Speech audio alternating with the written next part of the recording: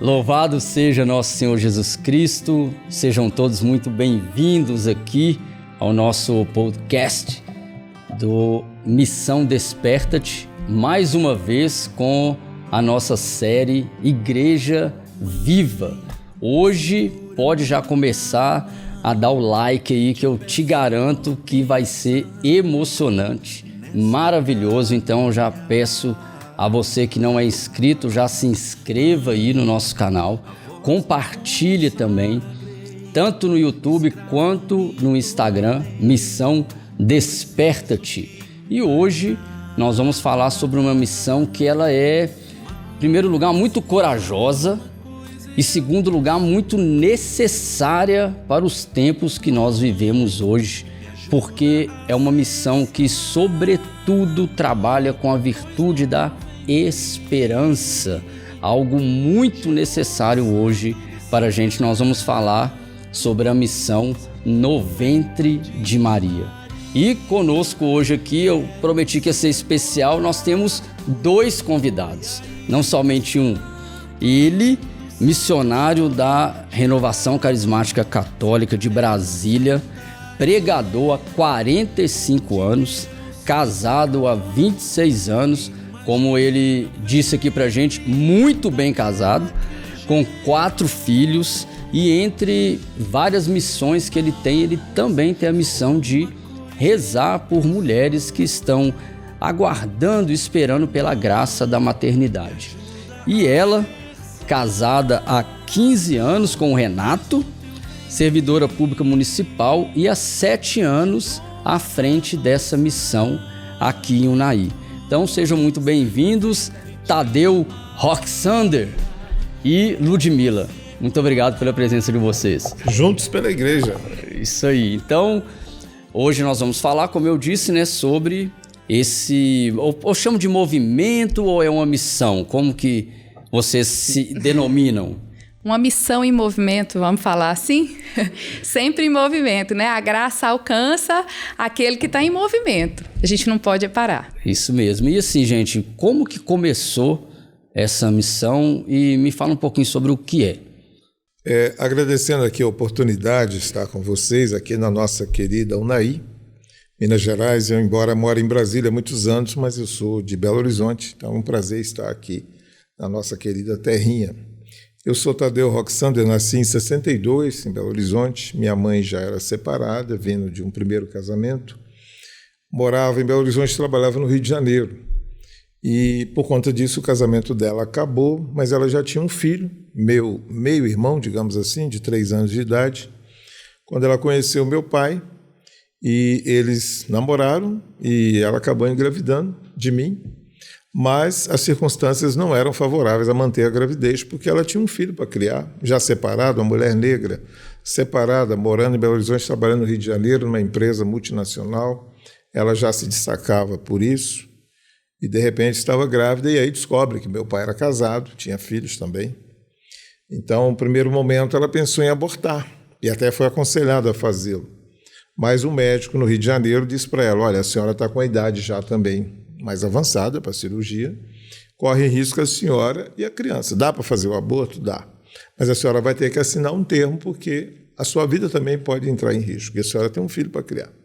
Aí minha mãe pensou melhor e resolveu passar isso para a família para ajudá-la no discernimento. Como grande parte da família dos mais antigos eram descendentes de italianos, eles conseguiram arranjar um casal muito rico que veio para Belo Horizonte para me adotar. A única condição que a mamãe colocou é que eu fosse por primeiro batizado. E ela pediu a São Judas Tadeu que intervisse nesse caso, porque a minha situação de saúde era muito precária. Eu nasci com 7 meses e tinha que fazer uma viagem até o Rio de Janeiro de trem e depois de navio para a Itália, se desse certo a adoção. E aí ficou tudo acertado com o casal. A diretora do hospital, inclusive, era também descendente italiano, era tradutora, que intermediou esse processo. Na época não tinha uma legislação mais consistente, era trocar o menino por uma mala de dinheiro, digamos assim. E a mamãe me relatou que na última noite que nós estivemos juntos, porque no dia seguinte eu teria alta e seria batizado por eles, depois eles iriam para o Rio de Janeiro, e de lá para a Europa. A mamãe disse que nesse dia eu não peguei peito, não mamei, chorei muito no colo dela, estava muito agitado. Já de madrugada, nossa última noite, uma enfermeira, que ela deduziu tratar-se da chefe da enfermagem, porque ela percorreu várias enfermarias, entrou e falou com ela, dizendo: Dona Ruth, eu não poderia entrar nesse mérito, por questão até de ética, mas eu queria dizer para a senhora, eu sei o dilema que a senhora está passando, não doa esse menino, não. A senhora sempre sonhou ter um filho na igreja, que servisse a Deus na igreja, e esse menino é que vai cuidar da senhora na velhice. A senhora vai sofrer muito se ficar com ele, a gente sabe da sua história, inclusive perdeu o emprego, mas Deus vai prover tudo. A mamãe disse que nessa hora eu dormi, apaguei no colo dela e, assim, relaxei. Amanheceu o dia, chegou a comitiva, né, dos italianos, do casal, mais a diretora do hospital e a nossa família que ia levá-la para casa e eu partiria para o Rio, depois para Roma. Aí a mamãe falou que não ia dar mais a criança, né? Me segurou forte no peito, não vou mais doar o menino. A diretora do hospital, que era a tradutora, chamou ela no canto e falou: a senhora quer mais dinheiro? Aí a senhora aproveita que eu posso falar com eles, eles têm muito dinheiro. É isso que a senhora quer? Por isso que a senhora não quer dar? Não, não é dinheiro. A freira entrou aqui e falou comigo isso. Foi a única que disse o contrário. E o menino, inclusive, ficou em paz no meu colo.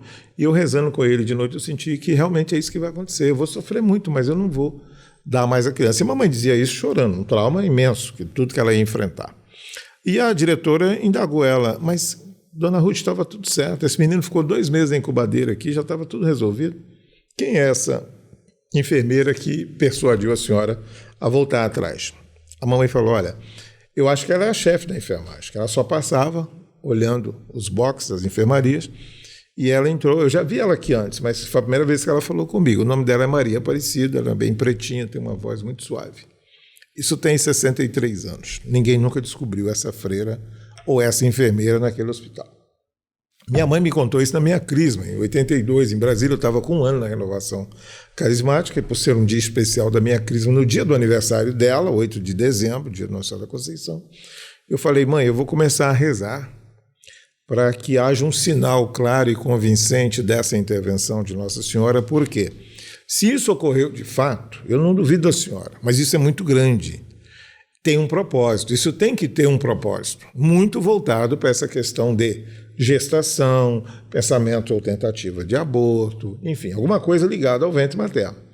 E, logicamente, comecei a rezar nesse sentido. O tempo passou, isso é 82, 88, aniversário da minha mãe, de novo, 8 de dezembro, eu fui a Belo Horizonte celebrar com ela. Em Brasília era feriado nessa época. E eu voltei no mesmo dia 8 de dezembro, de ônibus. Quando chegou no rumo de Três Marias, eu estava rezando o terço, de tarde, 3, 4 horas da tarde, eu perdi a visão dentro do ônibus. Fiquei cego, literalmente cego. Mas eu não tive medo, eu tive uma paz, uma alegria que eu nunca tinha experimentado. E aí, quando eu consegui ver, abrir os olhos e ver, eu não me via no ônibus, mas eu me via abraçado com Nossa Senhora das Graças, e ela me fazendo literalmente arrebatar e pousar comigo, digamos assim, numa igreja que eu já frequentava em Brasília, Perpétuo Socorro, no Lago Sul, onde a gente fazia muitos encontros profundos de oração, já na renovação carismática. E ela olhava para mim, não disse nada, sorria, e eu via dos braços dela, Nossa Senhora das Graças, a gente sabe que tem os braços abertos, saindo cascatas de fogo em cima daquela igreja, no terreno dos fundos da igreja. Na hora eu deduzi: eu estou buscando um propósito em relação à intervenção suposta de Nossa Senhora da minha vida, tem alguma coisa a ver com esse lugar, alguma coisa eu e ela vamos fazer aqui. O tempo passou, isso é 88. 2006 eu fui pregar em Bom Jesus da Lapa, na Bahia, no santuário, estou lá conduzindo oração, santuário lotado, cheio de turista, e a pregação seria o dia inteiro, tema de cura e libertação. No intervalo do almoço, a coordenação me levando para almoçar, a vigilante do santuário me abordou. Moço, o senhor precisa rezar por mim. Eu vi que ela estava grávida, uma moça alta, clara, de olhos claros, chorando muito. O senhor precisa rezar por mim. Eu falei: você está com alguma dificuldade na gestação? Ela falou: não. Eu marquei o aborto dessa criança para hoje. Paguei até a metade. O colega que veio tirar o plantão para mim, hoje era meu plantão, eu paguei para ele tirar. Mas eu mudei, porque ontem eu estava arrumando as minhas coisas para viajar, para fazer o aborto, em casa, 6 horas da tarde, 6h30, escurecendo, e quando eu estava fechando a janela do meu quarto, entrou um clarão enorme, e eu caí na cama, eu não consegui me mexer, mas eu não tive medo. Pelo contrário, eu senti uma paz, uma alegria. E eu vi na janela entrar Nossa Senhora Aparecida em tamanho normal. Ela entrou, tirou o manto dela, azul, colocou na minha barriga, acariciou minha barriga e falou: olha, você não vai abortar essa criança, porque amanhã vai pregar no santuário, no seu horário de serviço, um filho meu que eu não deixei ser abortado e nem doado. E a história do seu filho é a história desse rapaz, vai viver na igreja. E é esse filho que você está esperando aí que vai cuidar de você na velhice. Aí, quando ela me contou isso, eu vi a confirmação do que eu buscava há muitos anos, né? Tinha 43 anos que eu tinha sido batizado, ia ser doado, e tinha quase 20 anos, ou mais de 24 anos que eu esperava essa resposta. Que foi quando sua mãe contou. Quando minha mãe me contou em 82, falei, caramba, tem um propósito mesmo. E ela disse que ela já era mãe, tinha 2, 3 filhos, separada, ficou com um cara no carnaval, se viu grávida e o cara sumiu. Por isso que ela ia abortar, com medo de perder o emprego, não conseguir cuidar dos filhos. Uma história parecida com a da minha mãe. Então eu saí de Bom Jesus da Lapa agraciado, sabe? Tem um propósito sério. Eu já tinha um histórico de rezar por pessoas que não podiam ter filho, há muito tempo. Mas não tinha nada organizado. Eu já tinha um nome, que seria um grupo chamado Ventre Santo. Eu já sabia que ia ser organizado de tal forma que ia crescer no Brasil e fora.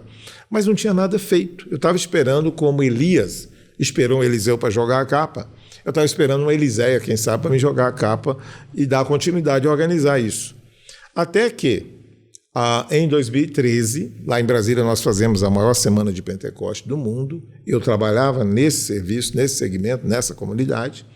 Eu fui chamado a ocupar um espaço na grade de TV até o pessoal organizar para a missa, uns 15, 20 minutos. E eu estou lá no palco, diante da TV, rezando o texto, e resolvi dar um testemunho de Nossa Senhora e falei, entre outras coisas, esse ministério que me foi dado por ela, de rezar para quem não pode ter filho. E tinha uma mulher no meio da multidão, literalmente multidão, porque na sexta é um dia que vai 600, 700 mil pessoas nessa missa de Pentecoste. Ela estava lá e ela tinha esse problema de não conseguir segurar filho. Já havia perdido vários, eu não a conhecia. Mas ela me viu dar o testemunho. E por uma coincidência feliz, 20 dias depois eu ia pregar no encontro que ela era a coordenadora encontro de jovens, do SEGME. Eu ia pregar sobre o Espírito Santo. Chegando lá, ela me abordou. Olha, eu sou a coordenadora, você precisa rezar por mim. Eu falei, eu não vou rezar, estou cansado, vamos marcar. Eu vim cá só para pregação. Mas eu tinha conduzido uma adoração. E conduzindo a adoração, o Senhor me usou para falar que tinha uma mulher ali que não conseguia ter filhos e que Ele estava curando. Quando terminou a adoração, ela estava me aguardando, chorando lá de fora da capela. Aí caiu a ficha. É ela. Falei, é você, o seu cara? É esse. Chama seu marido, vamos rezar. Aí nós fomos para uma sala rezar. E quando ela entrou com a esposa, eu vi entrar 8 crianças juntos. Eu falei, olha, eu vou rezar por você porque é o meu ministério. Não sabia, desculpe, eu até fui seco, frio com você. Mas também porque eu vi você entrar aqui com 8 crianças. E ela tinha perdido 8 bebês. E eu não conhecia a história dela. Mas o Espírito Santo mostrou. A partir dali eu entendi que ela era a Eliséia que eu estava procurando para jogar a capa e organizar o grupo. Profetizei na vida dela, falei, olha, está aqui meu cartão, você vai engravidar logo. Chama suas amigas para rezar. O grupo vai se chamar Ventre Santo.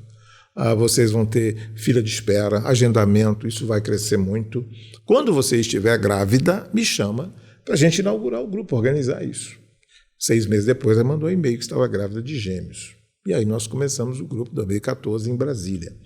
E, por coincidência, providência de Deus, 2 jornalistas de grande porte da TV brasileira, de fazer grandes programas de televisão, reconhecidas, não podiam ter filho, conheceram o grupo, foram lá. E nós rezamos e elas tiveram as graças. E aí elas nos presentearam com um vídeo que já virou um best-seller, digamos assim, da mídia, que está lá no YouTube de 17 minutos, que conta essa história. Inicialmente, a TV queria fazer um programa conosco, semanal, assim, uns 3 capítulos, e teria uma edição nacional de grande volume. Mas a gente rezando, o senhor falou, não, vocês vão entrar no ar, sim, mas vai ser numa mídia católica. Passado um tempo, a Canção Nova nos chamou para fazer um programa nos 300 anos de Aparecida, literalmente no dia dos 300 anos. Eu preguei lá com Marcelo Rossi e Adriano Zandoná sobre essa temática do Ventre Santo, aí eu apresentei o grupo lá, e a partir daí eu não parei mais, porque hoje eu tenho rodado o Brasil, a média de 80 a 100 mil quilômetros de carro por ano, já fui para fora do Brasil por causa desse ministério, e tem outros chamados também para isso. Mas eu tinha uma dívida com Minas Gerais. Nós não tínhamos o grupo aqui. Fomos a Belo Horizonte, inauguramos o grupo lá, minha cidade de nascimento, até que surgiu.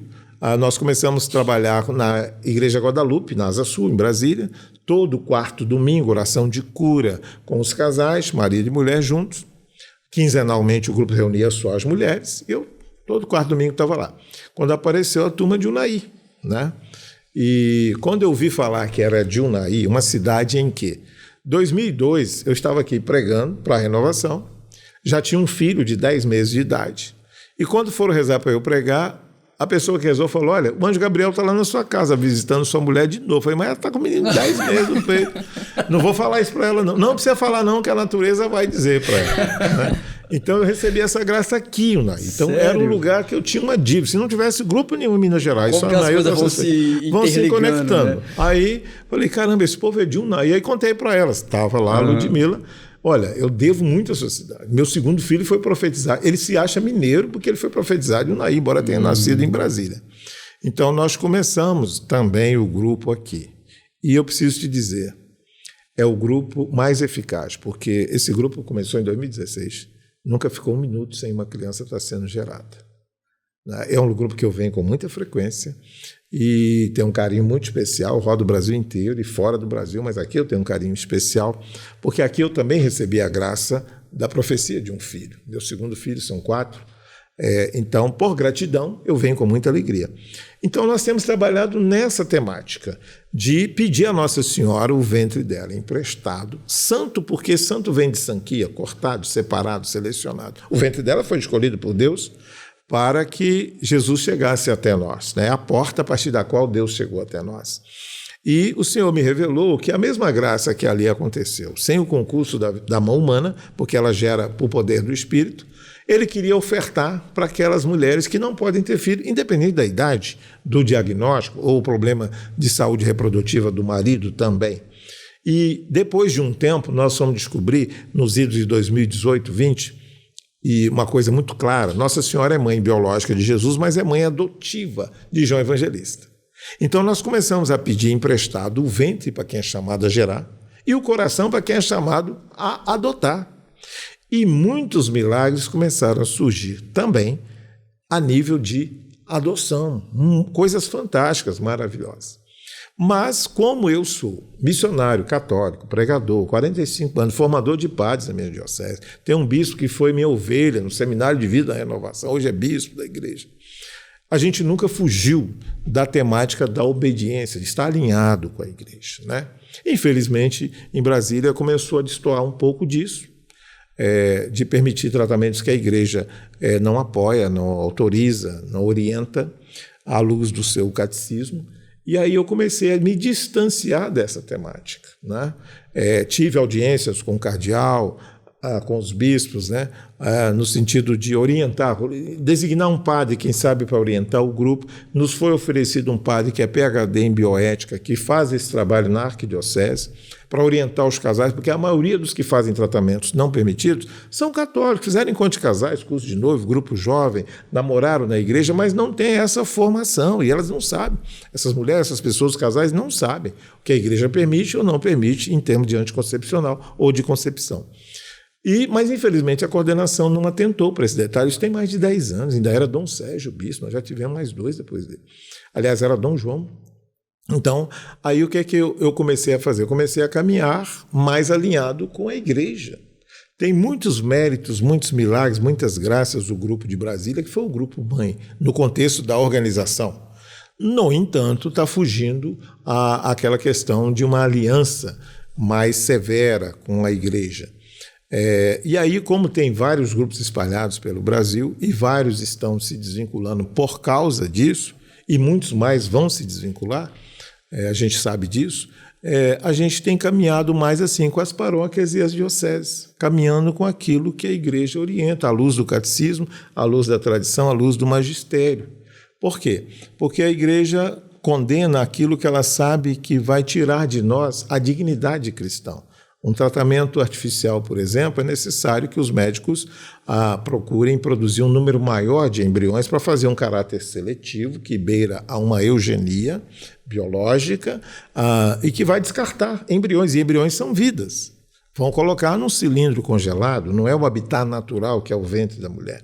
E se Deus me deu essa graça, e hoje eu tenho percorrido o mundo, e tem mais de 1.500 testemunhos aí, todos eles designados, identificáveis, eu não posso favorecer algo que vai contra a fé. Nossa Senhora me inspirou a fundar, na ocasião, Ventre Santo, e não uma FIV Santa.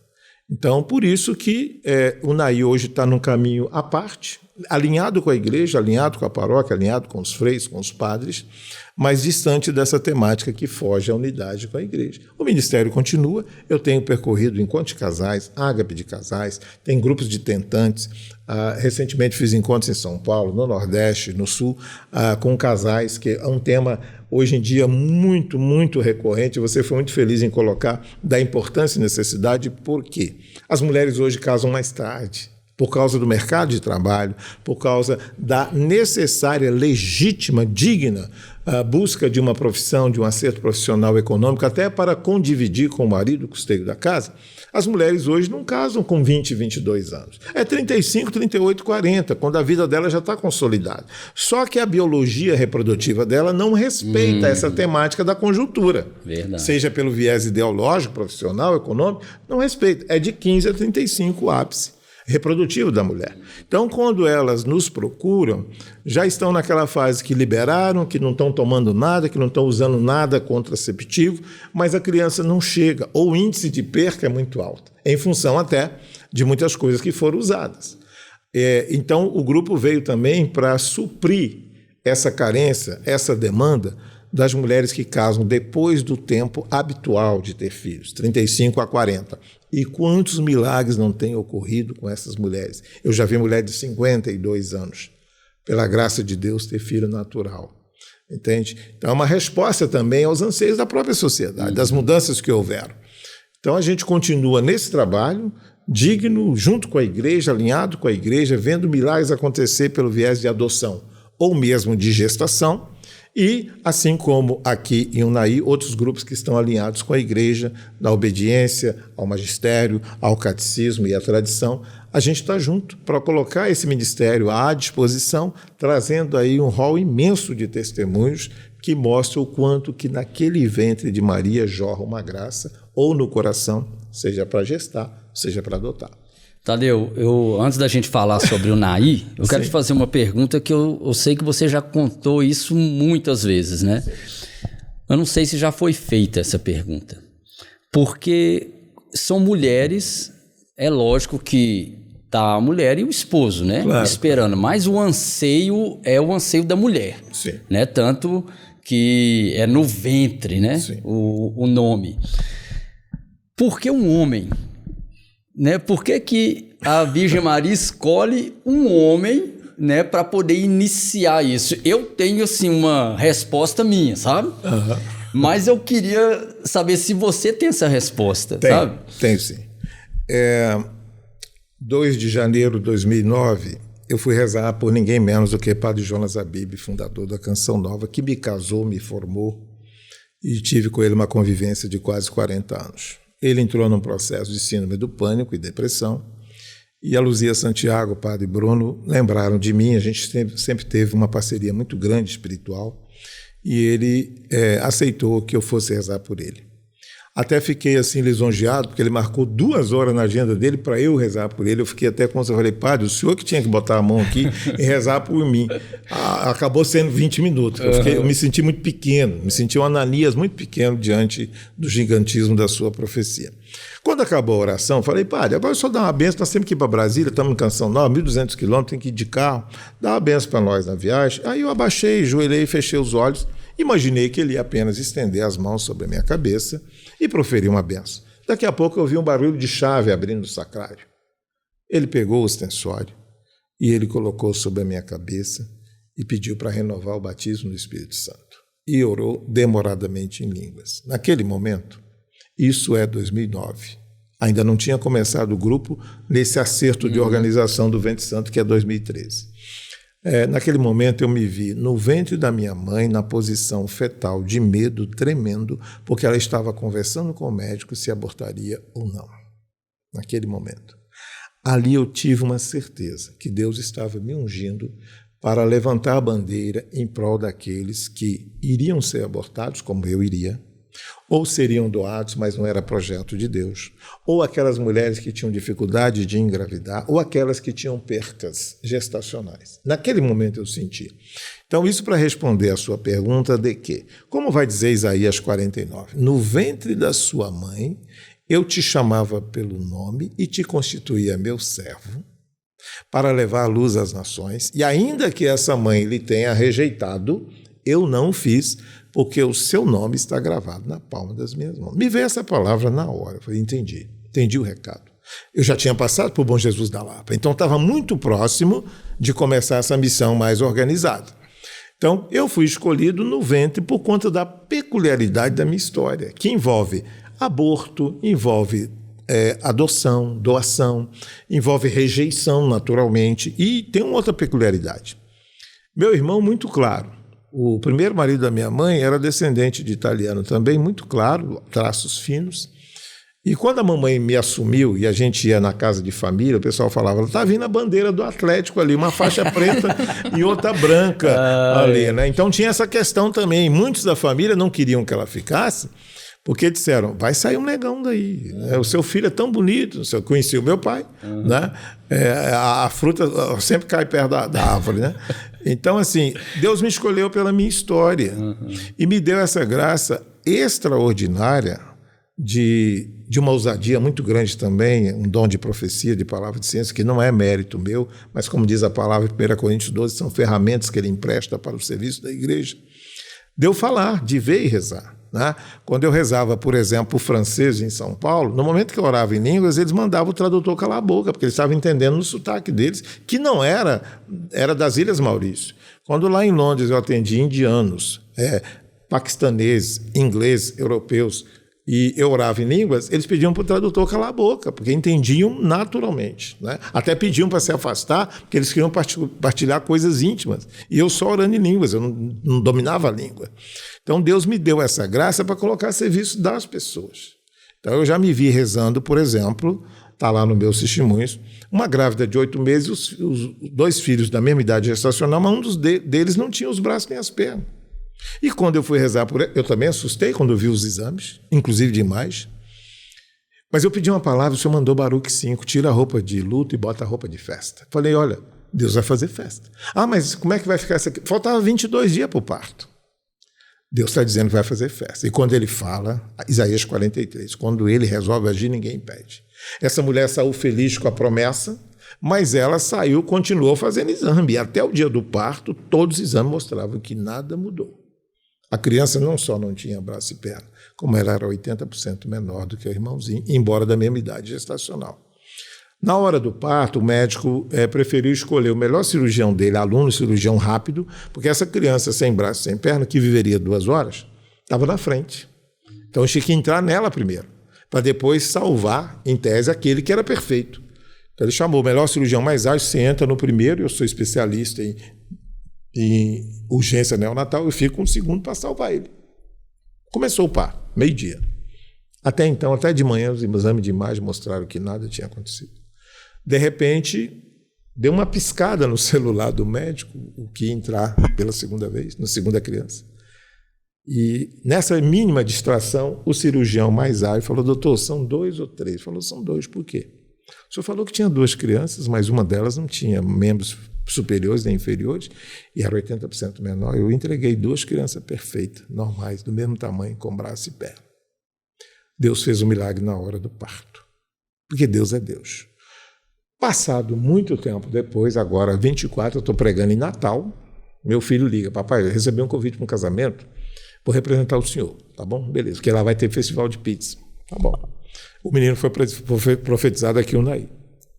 2 metros, 120 quilos, calça 49, gigante, come 8 pizzas grandes. Parece alemão também? Alemão, Roxander, claro. Aí, depois ele me narrou quem era o casamento, de quem era o casamento. Papai, sentou um rapaz do meu lado, com a namorada grávida, uns 8, 9 meses, o menino já estava para nascer. E a gente começou a conversar. Papai, esse rapaz que vai ser pai, É o rapaz que o senhor rezou que não tinha braço nem perna. E o filho dele já nasceu perfeito.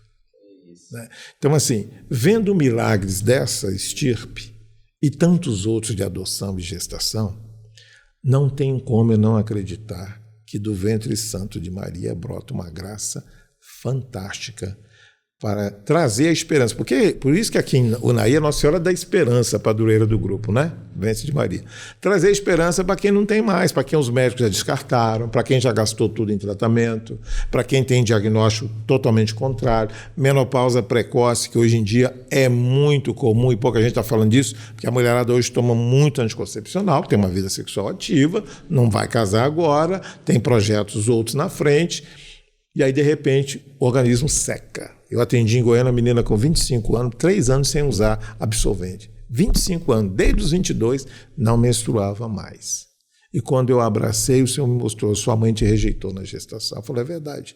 Minha mãe engravidou de mim com 14 anos. Ela pulava com a barriga no chão para me matar. Ela não tinha cabeça para ter filho. Eu falei, então agora nós vamos pedir Nossa Senhora para te gerar de novo. Gerou. Eu falei, olha, ano que vem, que foi 2025, mês das mães, você vai estar com a filha nos braços e casada. E graças a Deus o Senhor nos honrou. Ela gerou a filha e casou. Então, diante disso tudo, não tem como eu fugir daquilo que a igreja orienta. Não tem. Eu vejo muito, Ludmila, você o conhece há mais tempo, né?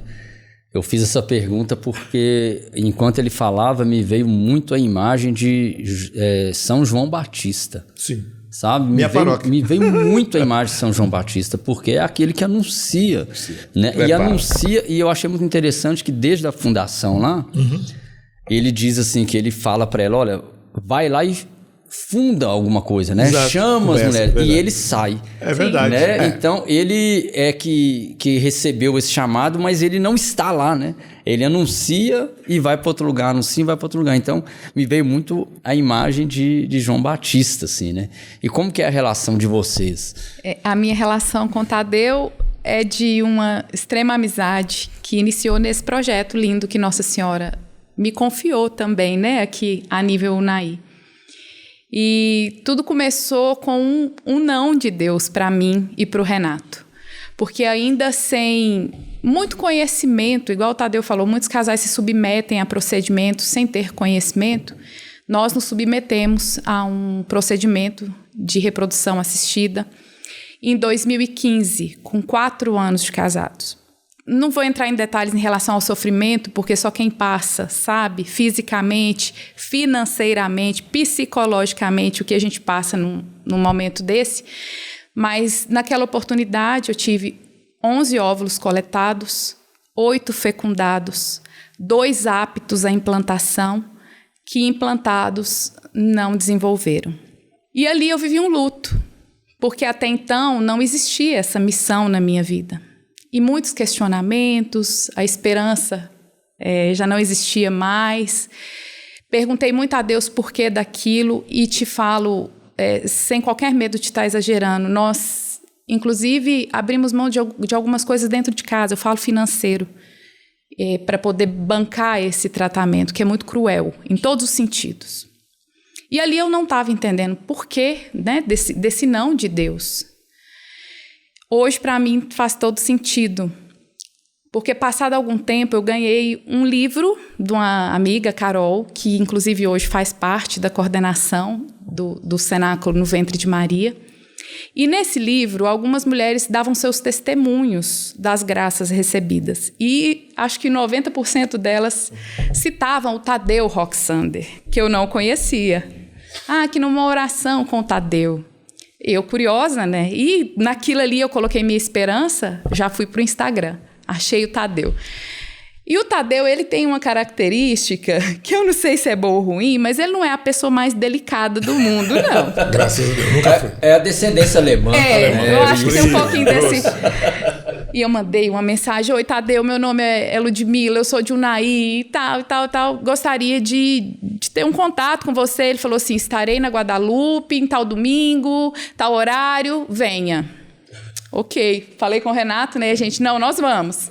Só que era plena greve dos caminhoneiros. Então, além das barreiras nas rodovias, a gente não sabia se teríamos combustível para ir e voltar.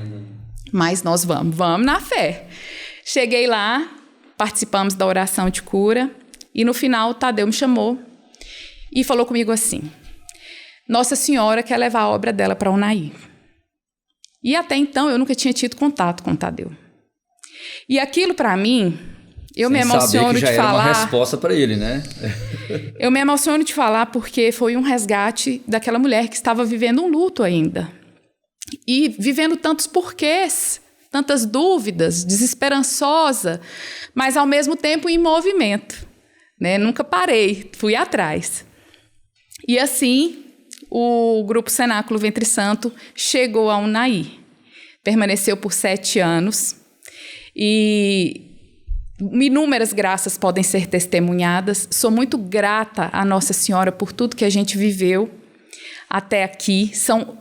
Até hoje, são 3.018 dias de grupo, 3.018 dias de graças sendo geradas. Não teve um único dia, desde o nosso primeiro cenáculo, que foi dia 25 de setembro de 2018, que não tivesse uma graça sendo gerada. E eu estou falando de vida, fora tantas outras graças que foram testemunhadas.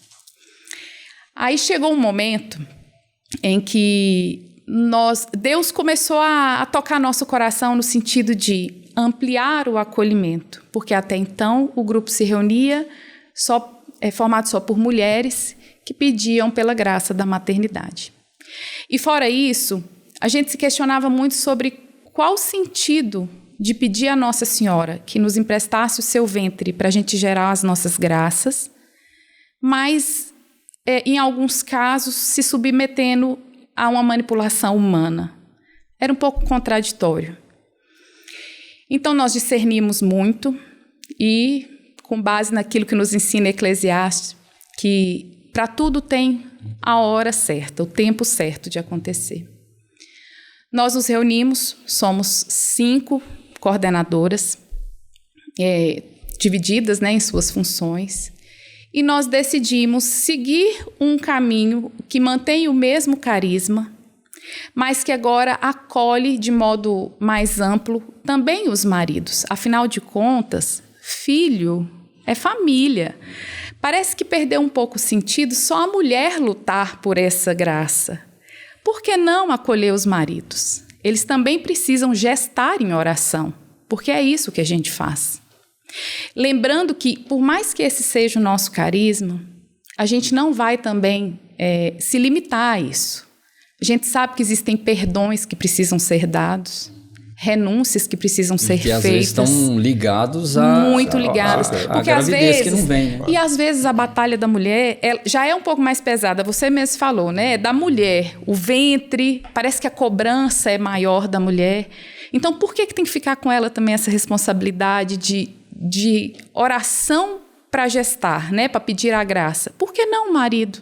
Mas eu, como pai, o Tadeu também, essa missão nossa também ela é muito solitária, até por causa disso, porque só se olha para a mulher. Verdade. Né? O casal está esperando por um filho, mas todo mundo olha só para a mulher, mas esquece que o homem também tem seus anseios, né? Então, vocês acolherem os homens é um sinal de misericórdia e de corrigir uma rota, né? E eu posso te falar, isso reflete de forma grandiosa nos matrimônios.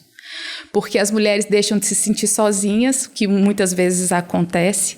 Os maridos passam a viver essa realidade com todas nós, a experimentar dessa graça, né? E tantos testemunhos têm brotado dessa novidade, né? E agora, no dia 25, dia da Anunciação, nós consagramos a Nossa Senhora durante a Santa Missa, esse reinício de missão, que agora leva o nome de Cenáculo Ventre de Maria.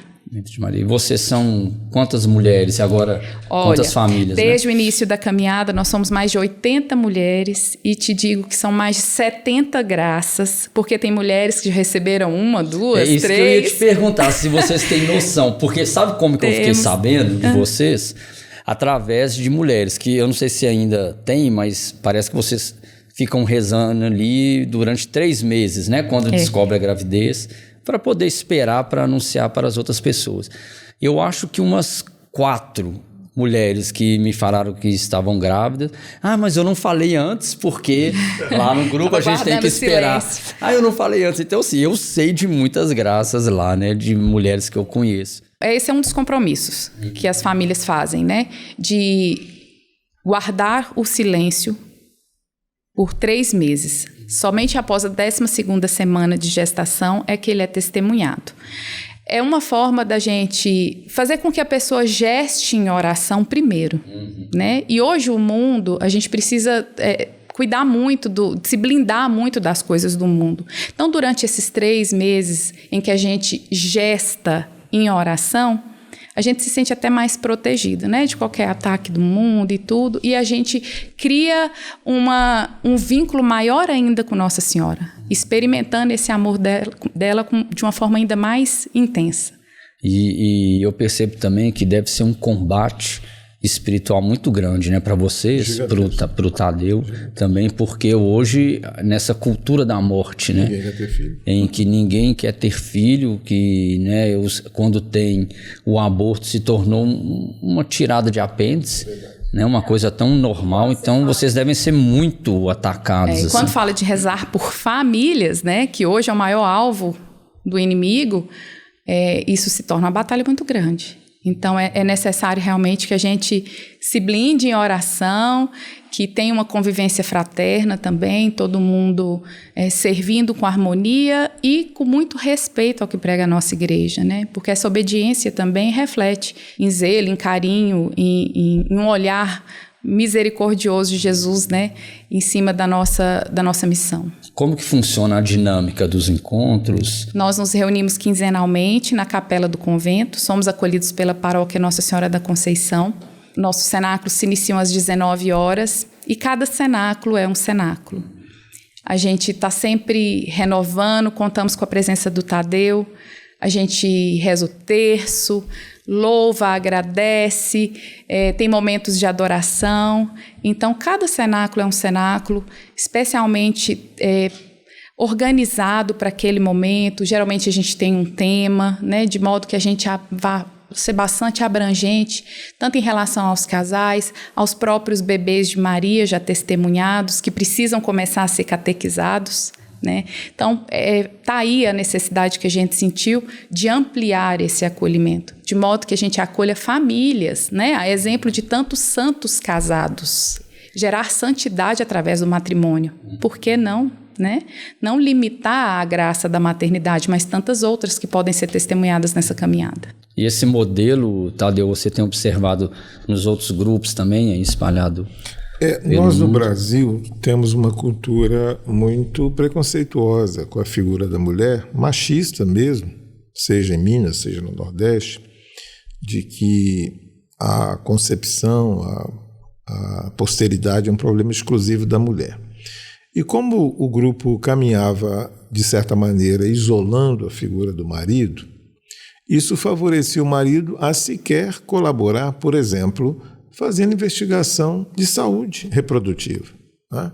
Quantos casos nós já acompanhamos das mulheres que têm um histórico de 15, 20 anos se tratando, se investigando, até porque a menina entra no ciclo menstrual 12, 13, 14 anos e ela já começa a se preocupar com a sua saúde reprodutiva, ao passo que o homem não, né? Então, aí o que acontece? Às vezes o problema está no marido, só no marido. Às vezes os dois têm um problema, mas ele não colabora, porque ele fica como um personagem à parte, né? Que a mulher, se vendo, por exemplo, fértil, ela o chama para que eles possam ter relação e engravidar. Mas ele nem colabora se investigando.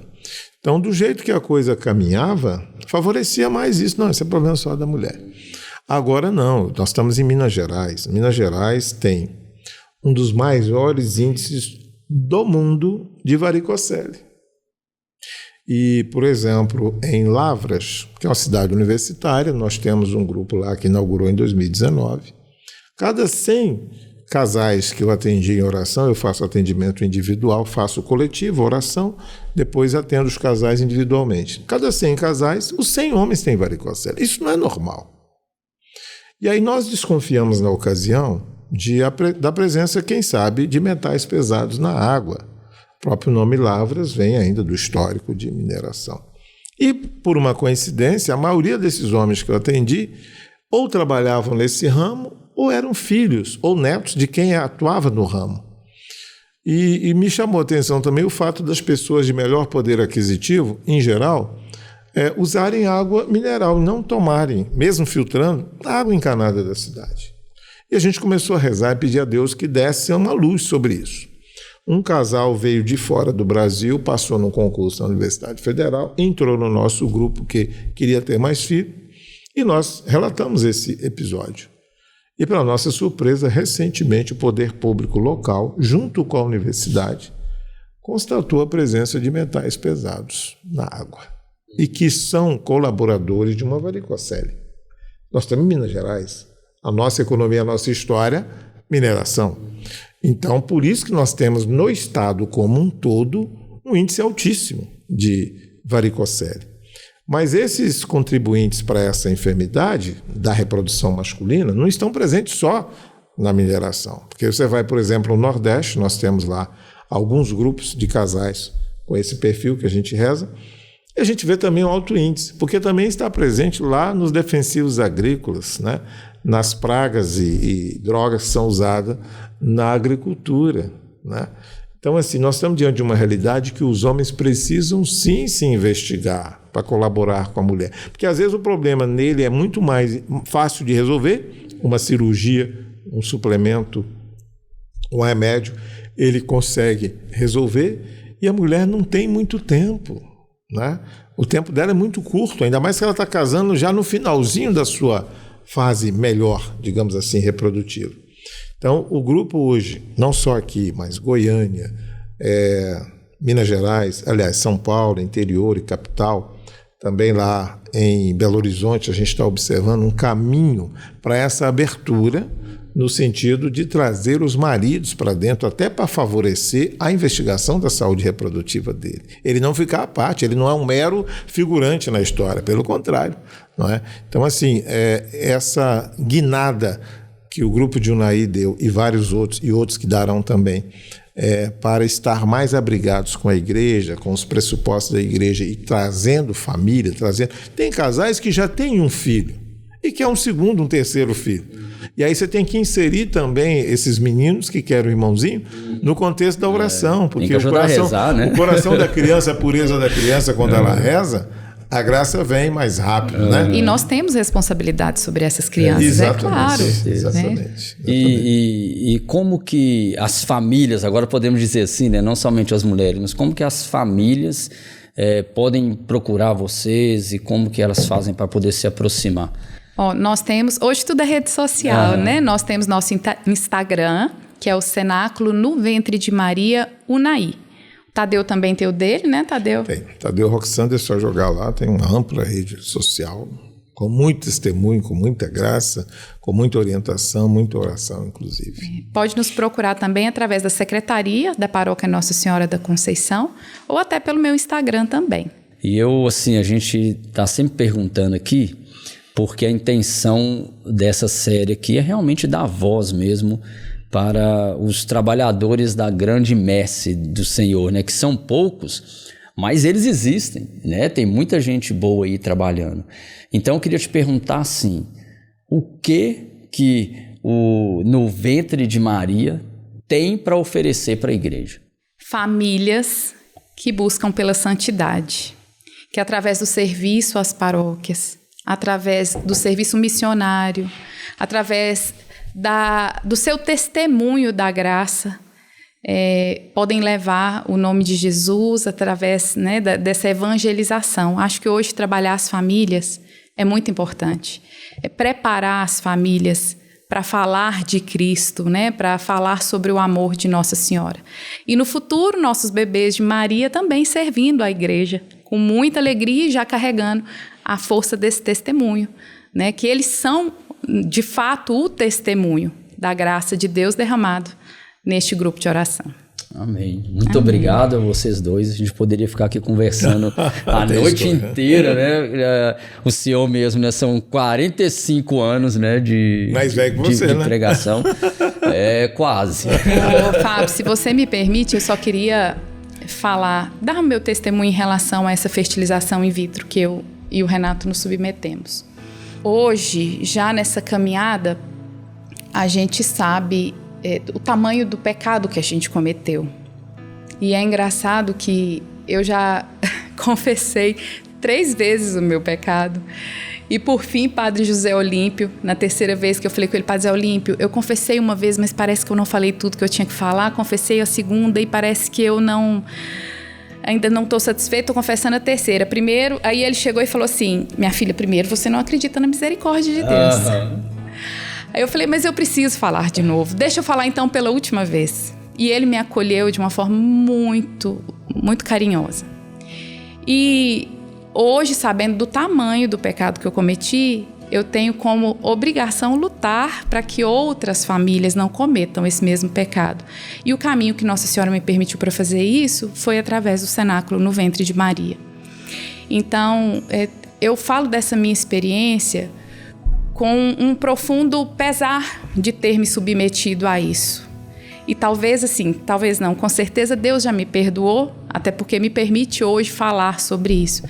Talvez o que eu preciso, e nessa caminhada Nossa Senhora tem feito comigo, é me perdoar. Talvez eu não tenha me perdoado.